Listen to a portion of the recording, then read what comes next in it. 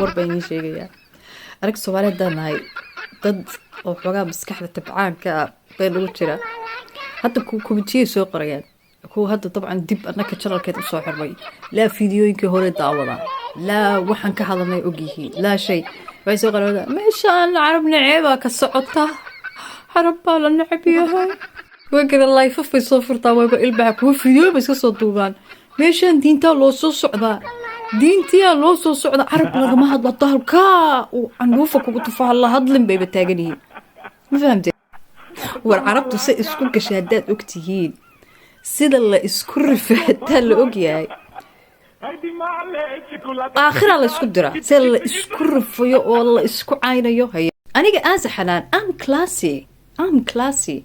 I'm just waxaan samaynayaa khaladaadkay naga aawisan yihiin fiidiyooyinka khaldan taariikhda feyga ah baan saxaynaa hadda marxalad waxaan gaaray khalaas waxaaba oranaya xalaanay yani mar walba annaka waxaan arahnaa carabta shuqul kuma lihiin aaza qowmiyad yani annaka qowmiyad gaar oo taagan baan nahay iyagana qowmiyad gaar oo taagan weeye DNA-da xataa haddaa la isku yimaado DNA-daynii baa fac weyn okay ma DNA-daynaa ka duugsan war DNA-da iska daaya DNA halkaan dhiga عربت وحيالها كفانتو وجيل نين عرب الجيل هيسن ما بهاد لكرو والعرب بتهيد بالتاجري هاي نمكة جسيرة عربت تشوجا جيل بضا كراعة يمن تنا وحر عقولات المهريين ترى المهريين تروح إلى ركوب بينهم بيمن أنت كان عربت جيل شغل كبالة لما حبوا العراق لما حبوا سوريا لما حبوا بصرة سودان ها لكن أنت كان عربت جيل بكفاران if you Arab you must have a camel ما فهمتي جيلك dadkaba aslan adduunkaba ugu horeeyay geel dhaqda oo tirada geelka waxaan ka dhigaynaa sida faraska sida dameerka sida digaaga sida Soomaaliba ugu horeeyay buurta dhan oo laasgeel yiraahdo Soomaaliya ku taala way laasgeel loogu bixshay geel baa ku sawiran cimrigiisa waxa lagu tilmaamay 9,000 sano BC before Isa alayhi salam 2023 baa hadda ku jirnaa waaba ka baxay rablaa كدر almost waxa laga hadlayaa more than 11 years baa geel dhaqan jirtay ma fahamteen geelka adaa baray adaa muxuu ahaa dhaqan jiray waa ka horeysay iyaga laftirkooda xataa cimrigooda carabta waxay isku tilmaabaan 2,000 sano joogay 4,000 sano joogay maximum adig already inta ka badan baa joogtaa war waxaas dhan iska daaya laba example bas bana siinay carabtu say isku galaan okay social media jawaabaha la kala qaato فيديو قال له داوضة وش إنجازاتكم يا الفلسطينيين؟ قبل حتى الإسلام وش إنجازاتكم يا الفلسطينيين؟ ماذا تنوحون وتبون الآخرين يرجعون لكم بلادكم زي الحين تنوحون تبون الإمارات السعودية يرجعون لا يا حبيبي أصلا ما لكم بلاد عشان يرجع ما لكم بلاد البلاد إسرائيل أنا لو من الإماراتيين أطرد السفير الفلسطيني اليوم ما أنتظر أنا ما أدرس أنا ما أقطع عرق وسيح دمه طيب أنا بدي أحكي لك شو أبسط إنجازاتنا كفلسطينيين بعد إذن المشاهدين ومع احترامي للجميع هذا قابوج أو كندرة أو شبشب سميه زي ما بدك هذا من نوع نابولي اخترعناه بالخليل سنة 1920 تقريبا يعني كنادرنا أقدم من دولتك وأقدم من دولة الإحلال تخيل لوين إنه كنادرنا أبسط إنجازاتنا أقدم من دولكم وبالنسبة إنه إحنا بدنا حدا يرجعنا بلادنا لا إحنا ما بدنا حدا يرجعنا بلادنا إحنا بنرجعها وراح يرجعها كان وانين خليج شوية أرانا ودك كوكيا لكن كأنه سعودي أما أساس شوي أرانا كويت سعودي something like this أظن كان وخليج وصوب حي وحويري فلسطين قضيتنا معها يهودا المعذرتنا يهودا لتشرنا ضد كان هلا بافو أظن وحيالي ويبكو هالله يا أتشوابي وين فلسطينية وحويري في مقل وحو كل هي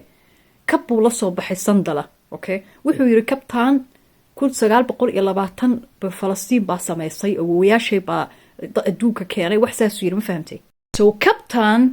كل 920 سوماها oo Falastiiniga u talay wixii ka duugsan tahay buu yiri wadankaaga ka hadlaysid kabtaydaas baa ka qadiimsan oo taariikh leh ma akida qof intuu soo baxay orod arka komentiyadiisa hadda u gashaan waa fresh wiilkan hadda u jawaabayo waa cusub yahay waa hadda wiigaan weeye maalmo ka hor كل واحد اللي واكل جرنا واصح even من الخليج أكو جرا والهير وأرنطا واصح برافو ورقفتو بيش أصبحي ما أوران الله نبي محمد بأوقفتي ضد بعيني سقفير ملي عرب ويا الله اللي because they all together وعرب so adiga Soomaali haddaad tahay oo Arab dareensan tahay inaad tahay saas baad u hadlayn adigu originally Arab ma tiid so that's why naftaada been ka dhaadhicinaysa ma fahamtay حتى قف كو يري ماله وريا واحد تاينين فلسطيني أما بلاد الشام نين كان المقدس وكسو كعب بو هايستا على الضيبا كو دعس في دي ولا بعد داوده هل جدك أبا باكا كان عنده دلال مصنوعة عام 1930؟ لا أعرف. أنا جدي يمتلك دلال مصنوعات عام 1930. تتحدث عن الكرم، من أنت؟ من خالك يا غلام؟ جدي مجاهد في سبيل الله، من الناس التي ساهمت في تحرير المغرب من الاستعمار الفرنسي وقتل كبيرين فرنسيين. جدي كان محكوم عليه بالإعدام، ولولا أن المغرب قد استقل لتم إعدامه ولم أتواجد. جدي هناك نصب تذكاري في المدينة كتب فيه اسم أبيه على أنه واحد من المشاركين في واحدة من أعظم المعارك في تاريخ المغرب اسمها معركة الهري. فعندما تتحدث عن أجدادي يا صديقي أنت تتحدث عن مجاهدين، عن مقاومين في سبيل الله. فمن فضلك دع الحديث بيني وبينك ورحم الله جميع أجدادنا. نين كان وبروكشان حتى كون حتى الصوماليين كو قفوا لكن بلوتشايس يحسوا ديبان لير ما قراتي ضد فابس الصوماليه بلوتشايس ديبان لكن بابليك بلوتشايس بديبان asaga dadka live-ka iska korkora waxaas way Yurubtaan marka fakhriga buu joogaa waxa dhacay live-ka marka cusub karin Sacuudiga odayga marka Sacuudiga uu u booteeyay wuxuu ku yiri dalla waxa la yiraahdaa shaah baashi Arabta ku karsadaan oo qadiimta birta ah يعني somehow waxa loo kala tarmuus yani laakiin ma tarmuus dadka Arabta jooga way garanayaan bunaya Soomaalida min zaman bay isticmaali jireen ana loo hadda isticmaalaan baasha kafeega lagu karsho wuxuu yiri asaga marka ninkan Sacuudiga wafaanaya wuxuu yiri wariyaa ana awoogayga 1930 wuxuu haystay dallad ama tarmuuska saxwada lagu karayo oo asaga lahaa oo lagu yaqaanay oo ilaa hadda guriga ii taala yani wuxuu ka wada taala ahaan guriga ii taala waa ku faana asaga ugu duugsan dad oo yani Sacuudiyana mesela oo dallad leh ama tarmuus leh awoogaa buu yiri muxuu sameyn jiray waqtigaas